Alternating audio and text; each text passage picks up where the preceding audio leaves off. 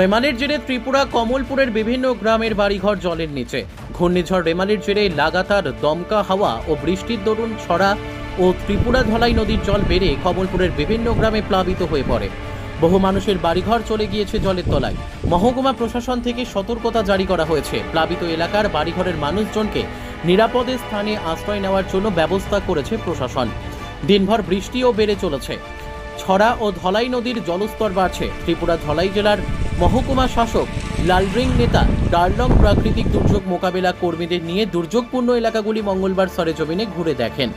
মহকুমা শাসক অফিসের প্রাকৃতিক দুর্যোগ মোকাবেলার দায়িত্বপ্রাপ্ত অফিসার দেবাশিস রায় জানান, প্রাকৃতিক দুর্যোগ মোকাবেলার জন্য কর্মীদের 3টি ভাগে ভাগ করা হয়েছে: কমলপুর সেক্টর, দুর্গা চৌমোহনী সেক্টর ও সালেমা সেক্টর। প্রতিটি সেক্টরে 16 থেকে 17 জন করে দুর্যোগ মোকাবেলার কর্মী রয়েছেন। সোমবার রাত থেকে বালিগাঁও পঞ্চায়েতের গঙ্গানগর, মোহনপুর, টিলাগাঁও সহ বিভিন্ন গ্রামের বাড়িঘর জলের নিচে চলে গিয়েছে। বাড়িঘরে জল ঢোকার ফলে মানুষজন গবাদি পশুগুলিকেও বের করতে পারছেন না। কোথাও কোথাও ঝড় বৃষ্টির ফলে রাস্তার মধ্যে গাছ ভেঙে পড়ার ফলে বহু গ্রামেই বিদ্যুৎ নেই। ত্রিপুরা থেকে বিক্রম কর্মকারের রিপোর্ট, আমাদের টিভি। বৃষ্টি তুফানে সব বাড়িঘর ভর্তি হয়ে গেছে জলে। জল যাওয়ার কোনো ব্যবস্থা নাই। পঞ্চায়েতকে বলার পরও জল যাওয়ার কোনো ব্যবস্থা হইতেছে না। আচ্ছা, এটা কি করণ যায়? আচ্ছা, এই যে এই সরকার থেকে কেউ আইয়া দেখে গেছে যে বাড়িঘরে যে জল ঢুকছে? এসডিএম এসেছিল, দেখে রাস্তা থেকে চলে গেছে। এসডিএম? হ্যাঁ।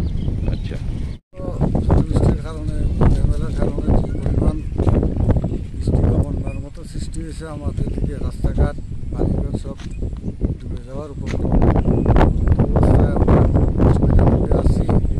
জল নিষ্কাশনের ভালো রাস্তা নাই, পঞ্চায়েতেরা কোনো সুব্যবস্থা করে না, যার কারণে এরকম খুব অসুবিধার মধ্যে সৃষ্টি হয়েছে। কত পরিবার এই জলের তলায় আছে এখন পর্যন্ত? আপনার এদিকে প্রায় 15 থেকে 20 পরিবার চলে গেছে। বাড়িঘর ডুবাই লিছে, আমরা বাইরেতে খুব কষ্ট হইতাছে। সরকার থেকে তো কোনো কেউ আইয়া দেখছে না। আমরা কত পরিবার এখানে জলের তলায় আছে? করিল তো মানে 10-12 পরিবার। আচ্ছা, এখানে তো আপনারা কিভাবে মানে বাড়িতে আছেন কি কেমনে? এই যে জল ভেঙে বাড়িতে আছি আমরা বিভিন্ন কাজকর্মের জন্য। হ্যাঁ, আমরা কাজ না করলে খাইমু কিটা? সরকার থেকে আইছে কেউ? কেউই আইছে না আমরা খোঁজ খবর করা। বা এটা তো গঙ্গানগর পঞ্চায়েত। গঙ্গানগর পঞ্চায়েত। তো পঞ্চায়েত থেকে কেউ আইছে না? না, কেউ দেখছে না যে আমরা কিরকম আছি না আছি। এদিকে চড়ার চলে, এইদিকে ফ্লাটের জল সবটা বাড়িতে ঢুকতেছে আমরা।